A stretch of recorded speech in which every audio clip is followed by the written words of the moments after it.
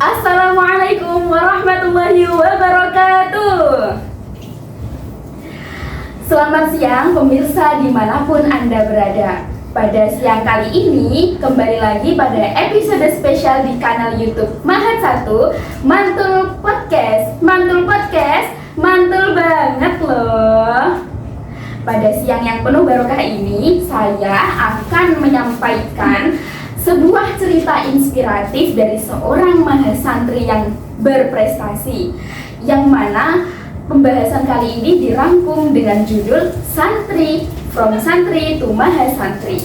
Jadi episode kali ini membahas tentang adaptasi seorang santri yang mana sebelumnya mengenyam pendidikan di pondok pesantren dan kemudian beradaptasi mengenyam pendidikan di Ma'had Al-Jami'ah. Oke, tidak usah berlama-lama, langsung saja. Di samping saya ini sudah hadir seorang narasumber yang luar biasa. Izinkan saya mengenalkan panjenengan dulu melalui kurikulum kita. Jadi beliau ini bernama Anik Dakhiratus Samina, seseorang yang merupakan mahasantri penuh dengan prestasi. Pengalaman organisasinya yang pertama yakni Collaboration of Art Committee pada tahun 2020, Student Organization of Darul Hikmah Islamic Modern Boarding School pada tahun 2021 sampai 2022, dan Islamic Teacher Training College di tahun 2022 sampai 2023. Dan beliau ini juga meraih beberapa prestasi, di antaranya adalah First Winner of Arabic Debate of Student Day 2024 dan juga First Winner of Malikatul Jamali At-Thalibat 2024. Oke, tidak usah berlama-lama, langsung saja kita mulai podcast pada siang hari ini. Selamat siang, Ani. Selamat siang. Bagaimana kabarnya hari ini? Alhamdulillah sehat. Alhamdulillah sehat juga, dan pastinya saya excited untuk membahas kisah-kisah inspiratif dengan panjenengan. Oke, langsung saja ya. Saya ini sangat penasaran dengan Antun ini yang sangat Masya Allah sekali. Nah, bagaimana sih Antun ini pertama kali saat mau memasuki ke Ma'had ini, perasaannya itu bagaimana? Sebelumnya kan ada di santri pondok modern, kemudian di Ma'had ini Antun menjadi seorang mahasantri, yang mana Ma'had ini merupakan perpaduan dari pondok pesantren salaf dan juga pondok pesantren modern. Ya, jadi waktu sebelumnya saya masuk ke sini itu kan sedikit cerita. Dulu kan saya sempat berhenti 2 tahun untuk ada keperluan di pondok itu. Jadi di sana itu saya ada teman yang mana pernah mengenyam pendidikan juga di Ma'had Al-Jami'ah. Jadi dari situ saya sharing pengalaman. Jadi pengalamannya kayak gimana, ada di Ma'had Al-Jami'ah itu kayak gimana, kegiatannya apa aja. Jadi sebelum masuk ke sini saya sudah kayak mendapatkan gambaran-gambarannya. Mungkin untuk adaptasinya ya lumayan dipermudah dari ya. Jadi sebelum masuk ke Ma'had sudah cari tahu ya tentang Oke. Kemudian dulu kan Antun di pondok modern, terus kemudian di sini itu adaptasinya kan mudah ya. Itu bagaimana? Mudahnya itu di segi bahasanya atau pembelajarannya atau ngajinya? Dalam segi pembelajarannya kan di sini akulturasi dari pondok modern dan juga pondok salafi. Jadi kayak perpaduannya itu imbang gitu, ada modernnya juga ada salafinya. Jadi karena saya dulu sudah pernah berada di pondok modern, jadi mungkin lebih mempermudahkan saya dalam Oke. Kemudian untuk kesan pertamanya nih saat masuk ke Ma'had setelah dari pondok modern, apa yang paling terasa berbeda itu? Jadi kalau di sini tuh kan salafinya juga dapat ya, benar-benar seimbang. Kalau saya dulu pernah mondok kan di pondok modern itu kan ya ada nilai salafi, cuman kayak nggak sebanyak di sini. Jadi kayak benar-benar mendapatkan nilai salafi jadi di sini. Jadi kayak lebih dari sopan santun, pembelajaran kitabnya dapat semua. Jadi lebih banyak belajar tentang pondok pesantren salafnya itu di sini ya. Oke. Kemudian Ana penasaran nih, kan sebelumnya ini educational background-nya kan salah satunya ada di PPHM Amsilati Gura. Nah, yang saya tahu Amsilati ini sebuah kitab yang khusus membahas tentang kayak nahwu yang versi dipermudah. Kalau di PPHM Amsilati ini apakah juga seperti itu ataukah namanya aja? Iya, jadi di PPHM Amsilati itu juga beliau mudir ma'hadnya itu salah satu alumni Amsilati juga. Jadi menerapkan metode-metode yang ada di Amsilati. Selain itu beliaunya juga salah satu alumni Lirboyo. Jadi sebelum jadi Amsilati di Amsilati PPHM Amsilati itu kayak metode awal kalau ketika kita masuk sana, yaitu yang kita pelajari terlebih dahulu adalah Amsilati yang wajib kita pelajari. Jadi ini untuk pembelajaran dasarnya dan pokoknya itu adalah Amsilati ya. Sekali. Jadi sebelum kesini, Antum juga pernah belajar nih tentang Amsilati ini yang mungkin juga mengarahnya ke salaf ya? Iya, benar.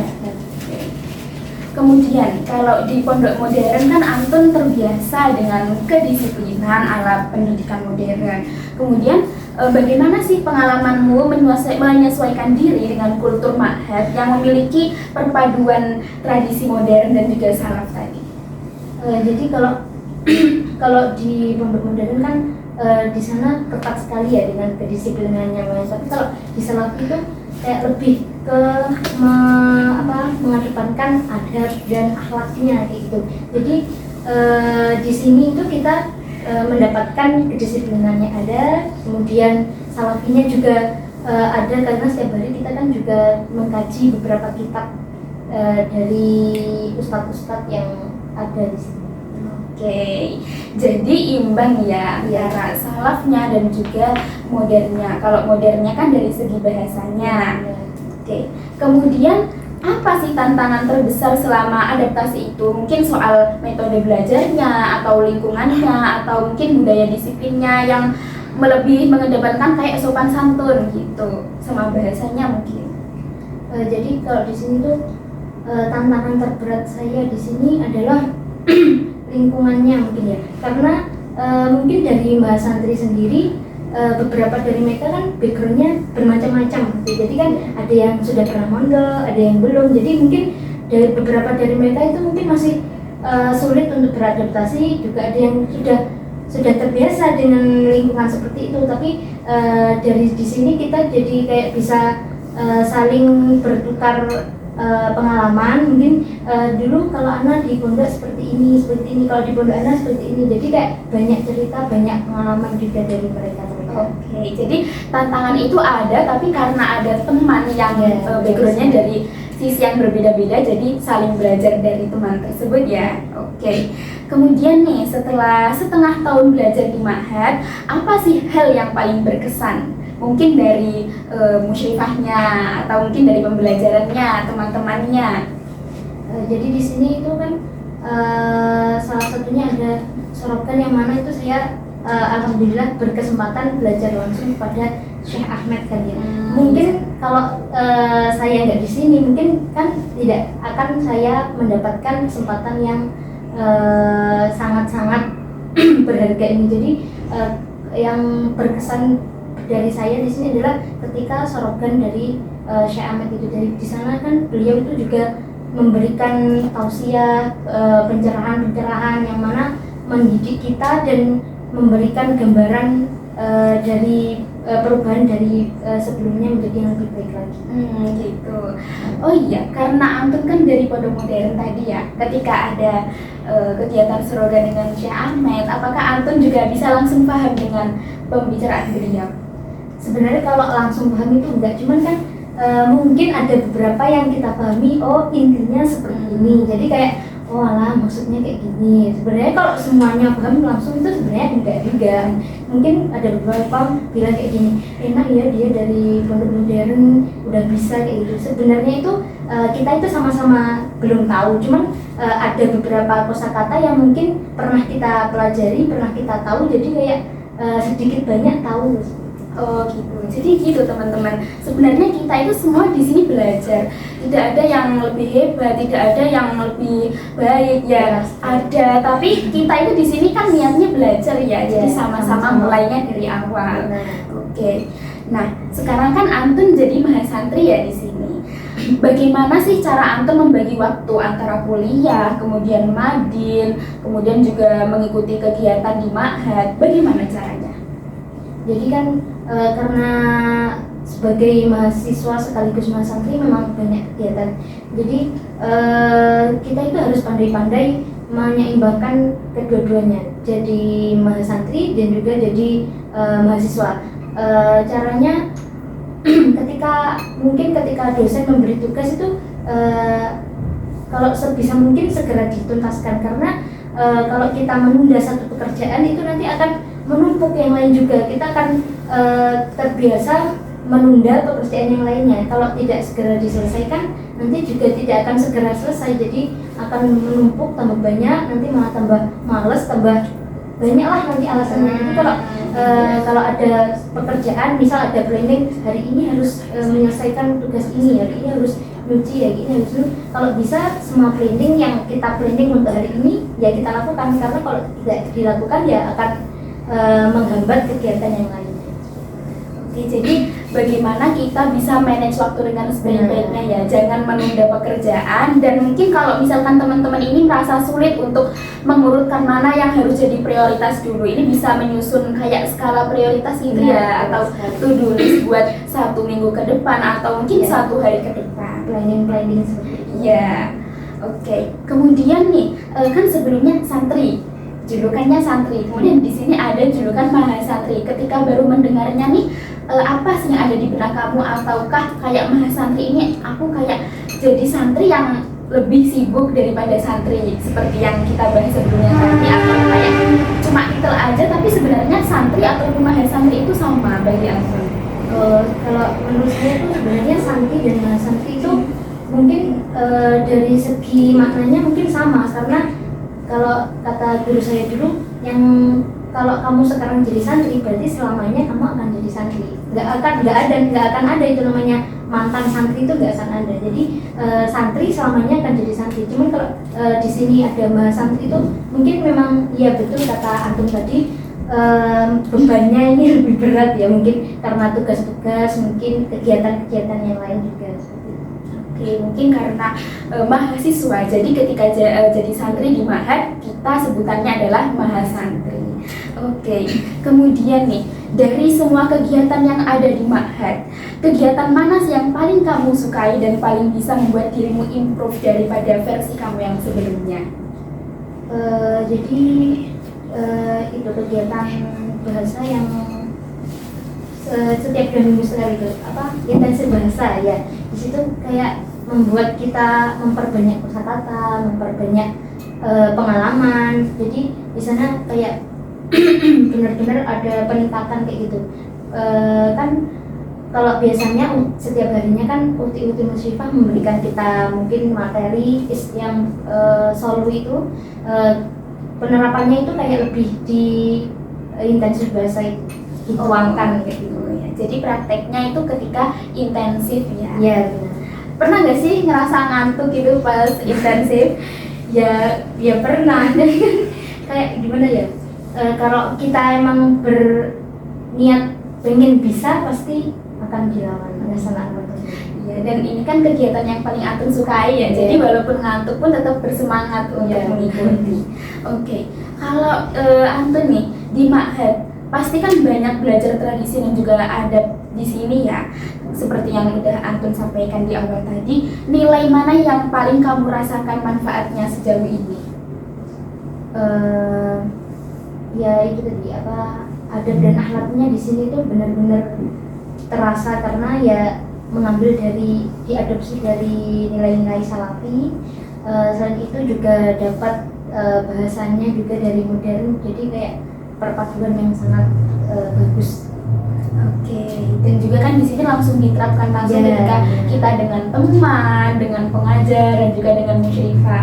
Seringkali itu kalau mahasantri itu kalau dengan musyrifah itu kayak kadang takut, terus kata-katanya harus disiplin, harus sopan santun, harus 5S. Kalau menurut Anton sendiri itu bagaimana? Karena musyrifah kan selain menjadi panutan bagi kita kan, musyrifah juga yang memberikan ilmu bagi kita. Jadi selayaknya guru dengan murid, kita ya harus menjaga sopan santun. Ya 5S itu juga harus diterapkan ketika bertemu, ketika mungkin berpapasan di jalan. Kemudian nih, setelah setengah tahun berada di Ma'had, pencapaian apa sih yang berhasil kamu dapatkan? Mungkin dari prestasi atau improve diri yang kamu rasakan? Kalau dari prestasi kan kemarin sebenarnya itu pas yang tadi antum bacakan, ketika saya pernah dapat juara 1 debat bahasa Arab, itu sebenarnya itu kayak gak nyangka aja gitu loh. Soalnya kan sebenarnya saya itu ikut itu terpaksa juga, emang gara-gara tua saya maksa, ayo ikutan ini. Sebenarnya saya itu orangnya itu kayak nggak pede emang, jadi kayak banyak OVT-an gitu. Jadi kalau sebelum melangkahi, nanti aku nggak bisa, nanti banyak lah alasan yang membuat saya jadi lebih baik mundur kayak gitu. Nah, terus teman saya, ayo lah nggak apa-apa, ikut buat pengalaman aja. Ya udah ikut. Saya itu ya emang nggak ada yang tahu kan, ya emang kesuksesan itu dari mana emang nggak tahu. Pas waktu itu ya alhamdulillah Allah memberikan hidayah dari situ. Jadi kayak dari takut untuk mencoba jadi mau. Sedangkan kalau debat itu kan kayak banyak bicaranya. Iya. Dan saya itu kayak takut emang kalau untuk berbicara dengan orang lain gitu, apalagi kalau debat kan menyangkal kayak gitu. Jadi saya nggak apa-apa, ikut aja. Dari situ saya belajar ya udah, kalau nggak dicoba mana tahu kayak gitu gimana hasilnya. Jadi berawal dari keterpaksaan ya. Tapi kemudian Anton dapat support system dari teman. Kemudian mencoba untuk melawan overthinking ini, dan alhamdulillahnya Allah memberikan rezeki berupa kemenangan itu tadi ya. Jadi memang ketika memulai suatu hal yang baru, pasti kita itu harus ada dorongan dari dalam untuk ayo kamu pasti bisa. Dan overthinking itu pasti ada karena kita melihat orang lain itu pasti lebih baik dari kita. Tapi karena kepercayaan diri, keyakinan diri bahwa Allah pasti akan membantu kita dalam berproses, dan juga itu berhasil Anik capai. Kemudian ketika di Ma'had juga Anik mendapatkan itu ya, penghargaan Malikatu Jamali atau Libat. Gimana itu perasaan Anton? Ya kalau perasaan saya itu sebenarnya kayak gak nyangka aja. Soalnya ya sama terpaksanya juga, karena kan itu sebelumnya kayak perlantiran 2 orang. Setelah itu teman saya itu bilang, kamu aja maju. Enggak, anak itu gak mau sebenarnya, tapi gara-gara paksaan dari berbagai pihak jadinya saya maju. Kemudian ya wallahu a'lam, karena mungkin keberuntungan aja ya. Sebenarnya itu lawannya itu banyak yang lebih bisa. Anak tuh melihat ada banyak potensi yang mungkin bisa orang lain dapatkan. Cuman mungkin pas waktu itu kayak lagi berpihak sama anak. Jadi sebenarnya saya itu kayak merasa nggak pantas untuk menjadi Malikatul Jamali atau Libat. Tapi ya gimana lagi, udah. Gak apa-apa, itu namanya ya dari mungkin kita pertama merasa kayak aku nggak pantas, tapi ternyata ini kan udah udah ada pencapaian itu kan. Jadi Anton pasti tingkat kepercayaan dirinya juga harusnya meningkat ya. Dari adanya pencapaian ini, Anton ada rencana nggak sih buat mencoba ikut lomba atau mungkin mencoba hal yang baru yang sebelumnya belum pernah dicoba? Dari lomba pencapaian yang sudah saya dapatkan di semester ini membuat saya itu jadi kayak berpikir, kamu tuh sebenarnya bisa, cuman kamunya aja emang harus effort mau mencobanya. Kalau nggak dicoba itu nggak akan pernah bisa mengetahui seberapa seberapa besar potensi kamu di situ. Kira-kiranya kamu itu mampu apa enggak, kan nggak tahu kalau nggak dicoba. Jadi kita harus mau mencobanya. Insya Allah bisalah untuk mencapai pencapaian yang lain. Jadi antum sudah mulai berani ya nih untuk keluar dari zona nyaman. Iya, oke. Kemudian interaksi sosial di Ma'had. Kalau menurut Antun itu bagaimana kesannya? Karena kita hidup bersama ya. Jadi di sini tuh kayak interaksinya itu ya baik karena ya itu tadi, karena banyak mahasantri dari berbagai macam latar belakang yang berbeda-beda. Jadi kayak pengalamannya itu dituangkan di situ.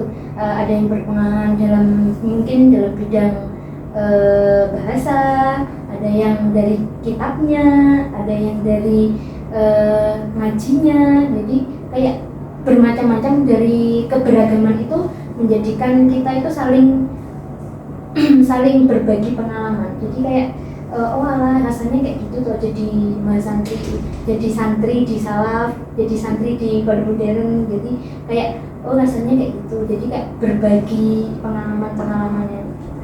Jadi di sini itu melalui interaksi dengan teman, Atun juga belajar ya bahwa mereka itu juga ternyata punya keahlian di bidang masing-masing, dan juga di dalam keahlian itu mereka juga tidak takut untuk bercerita, karena di sini semuanya itu saling support, tidak ada yang saling menghujat, kita saling belajar ya di sini. Kemudian karena banyak juga kegiatan Ma'had yang di dalamnya menampilkan bakat-bakat mahasantri, jadi mahasantri ini semakin berani untuk menunjukkan keahlian mereka, termasuk Ani. Oke, kemudian pelajaran berharga yang kamu dapatkan di Ma'had yang mungkin ketika nanti sudah lulus dari Ma'had Antun bisa mengimplementasikannya kepada masyarakat itu apa? Jadi dari Ma'had Al-Jamiah di sini yang pertama dari kedisiplinannya.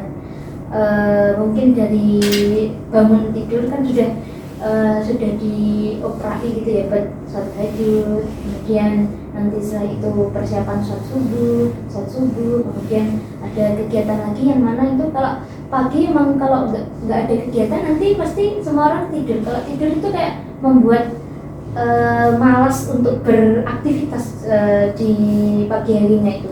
Jadi kalau di sini kan karena kita dibiasakan dari pagi, dari bangun tidur sampai tidur lagi itu kita dipadatkan dengan kegiatan-kegiatan, jadi disiplin waktunya, kayak memanage waktunya itu benar-benar dapat gitu, diterapkan untuk di masyarakat. Oke, jadi dari sini Antun bisa belajar ya, nanti ketika Antun sudah terjun ke masyarakat, Antun bisa menerapkan ilmu kedisiplinan seperti di sini. Mungkin ketika nanti Anik jadi seorang pengajar atau mungkin jadi seorang pengurus juga, misalkan sudah di masyarakat, nanti bisa menerapkan ilmu kedisiplinan yang sudah didapatkan dari Ma'had ini kepada masyarakat ya. Oke, jadi banyak sekali ya pelajaran yang Antun dapat dari sini, juga pencapaian-pencapaian, cerita-cerita dari teman-teman, dan itu semua membuat Antun jadi lebih berani untuk mencoba hal baru, keluar dari zona nyaman, dan juga pastinya berproses untuk jadi lebih baik lagi. Oke, kalau boleh dirangkum nih, apa sih pesan untuk teman-teman yang belajar di Ma'had ini yang bisa Antun sampaikan? Jadi pesan dari saya itu jangan pernah kalian itu tidak mau berproses. Maksudnya itu kayak lalui saja prosesnya, karena kalau kita tidak mau melakukannya itu kita nggak akan tahu seberapa besar kemampuan kita. Jadi kalau ada event-event tertentu, event-event apa kayak gitu, coba aja ikut ya. Mungkin niat awal memang coba-coba, siapa tahu nanti dari situ kita dapat mungkin kalau belum bisa mendapatkan apa yang kalian inginkan, mungkin kita bisa dapat hikmahnya terlebih dahulu. Jadi pelajarannya kita dapat, jadi mungkin kemampuanku itu ada di sini, di bidang ini kayak gitu. Jadi jangan takut untuk berproses, jangan takut untuk memulai suatu hal yang mungkin kalian itu takut untuk memulainya, seperti itu. Jadi gitu teman-teman, kita tidak usah takut untuk mencoba hal baru. Pokoknya kita yakin aja kalau kita itu bisa. Kunci yang pertama itu pasti adalah kepercayaan diri juga ya pastinya. Dari ikut-ikut event tersebut itu kita bisa membangun kepercayaan diri. Kalau kita udah dapat pengalaman, pasti ketika kita masuk ke event selanjutnya kita jadi lebih yakin dan lebih berani. Dan kemudian adakah harapan atau target pribadi yang ingin Antun capai ke depannya? Target saya untuk kedepannya ya semoga saya pengen menjadi yang lebih baik dari sekarang, mungkin karena dulunya pendiam, malu-malu, jadi lebih terbuka dan mau mencoba hal-hal baru yang belum pernah saya coba sebelumnya. Oke. Jadi itu tadi kisah inspiratif yang sudah teman kita sampaikan kepada pemirsa semuanya. Anif Dakhiratus Samina yang merupakan pribadi yang penuh dengan pelajaran yang telah dia dapatkan sebelumnya dari pondok pesantren modern. Kemudian di sini dia juga belajar di dalam pondok pesantren perpaduan antara salaf dan juga modern. Dan di sini dia juga berhasil mencapai prestasi-prestasi yang membanggakan. Terima kasih atas ceritanya hari ini. Mungkin bisa disambung ke episode selanjutnya ya, bila ada kesempatan kita cerita-cerita lagi nih pengalaman inspiratifnya. Oke pemirsa, itu tadi episode Mantul Podcast hari ini, From Santri to Mahasantri di kanal YouTube Mahat 1. Oke, dari saya mengucapkan terima kasih dan sampai jumpa. Wassalamualaikum warahmatullahi wabarakatuh.